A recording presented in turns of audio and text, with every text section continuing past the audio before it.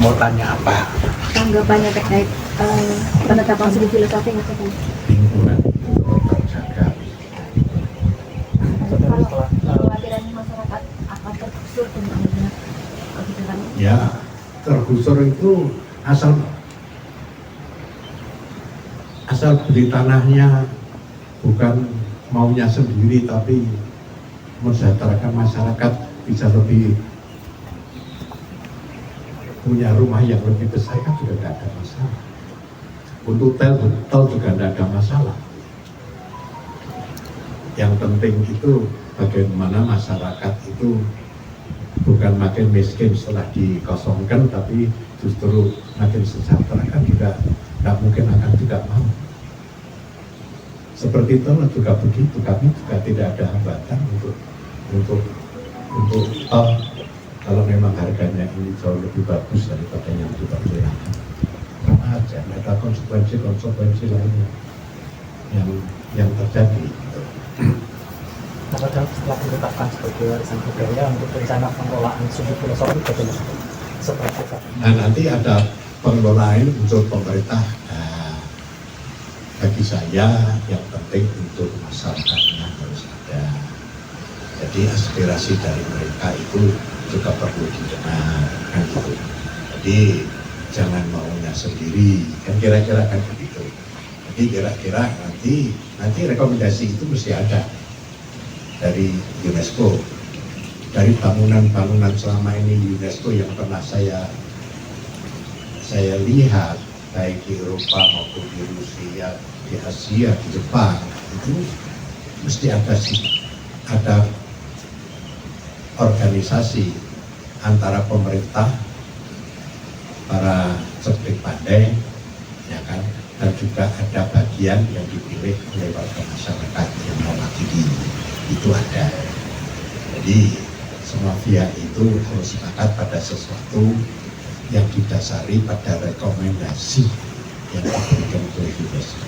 Artinya menunggu rekomendasi. Itu bisa saya juga mengucapkan terima kasih ya sebelumnya itu pada pemerintah Republik Indonesia, yang juga perhatian Bapak Presiden, juga Ibu Menteri Luar Negeri Retno yang banyak membantu kami, khususnya juga duta besar kita di UNESCO maupun duta besar kita di Arab Saudi yang membantu delegasi dan diketuai oleh duta besar kita di UNESCO untuk menghadiri sidang pleno yang ada di UNESCO. Dan juga semua pihak, para akademisi yang banyak membantu dalam penyusunan dan sebagainya, kita mencoba mendiskusikan dan sebagainya, yang semuanya itu tidak lepas daripada peran mereka untuk mendapatkan pengakuan dari UNESCO itu. Itu semua yang terlibat hampir 3 tahun gitu. Alhamdulillah ya, akhirnya terima kasih juga kepada UNESCO yang telah bisa menerima filosofi Yogyakarta Hamengayuh Adonibawono ini sebagai salah satu kekayaan Jogja, menjadi bagian dari yang diakui oleh UNESCO. Di situ juga saya sampaikan ini tempat pembelajaran tidak hanya untuk Jogja tapi juga dunia gitu. Semoga saja kami harus konsisten mengeterapkan rekomendasi-rekomendasi yang nanti menjadi catatan daripada UNESCO untuk memenuhi standar yang setiap periodik harus dilaporkan. Ya, kalau nanti menyimpang ya bisa dicabut, kira-kira kan gitu. Tapi saya belum tahu persis nanti catatannya apa.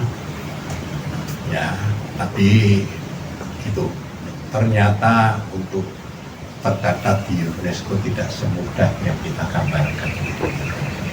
Karena sebelumnya kan juga India, tidak yang pertama kan India. Ternyata juga negara lain ini mengamati, memprotes kan gitu. Terjadi dialog-dialog yang panjang gitu. Tapi alhamdulillah yang kedua dari Indonesia ini masalah filosofi di Jogja sempat diselesaikan. Saya khawatir seperti yang terjadi di India, banyak yang interupsi gitu. Ternyata tidak ada interupsi, jadi saya terima kasih sekali sama semua delegasi dari negara-negara, khususnya negara-negara lain yang menjadi anggota pleno dari 22 negara kalau tidak Peru. Ternyata tidak ada yang interupsi. Akhirnya cepat bisa diselesaikan dengan penting yang ada. Saya terima kasih sekali pada UNESCO. Ya, harapan kami akan melaksanakan rekomendasi yang ada sebagai satu konsekuensi. Ya. Misalnya catatan yang sudah pasti disampaikan pada kami, Benteng harus kembali, misalnya gitu. Ya, kami sudah membangun kembali, tapi mungkin tahun 24 ini akan mengosongkan gitu, yang ada di dalam. Gitu. Ini salah satu catatan-catatan yang mungkin nanti akan secara resmi akan menjadi rekomendasi dengan diterimanya filosofi Jogja ini sebagai bagian dari dunia itu. Gitu. Saya tidak tahu yang mana lagi gitu. Saya kira secara garis besar itu yang bisa saya sampaikan pada kesempatan ini. Ya, silakan. Mungkin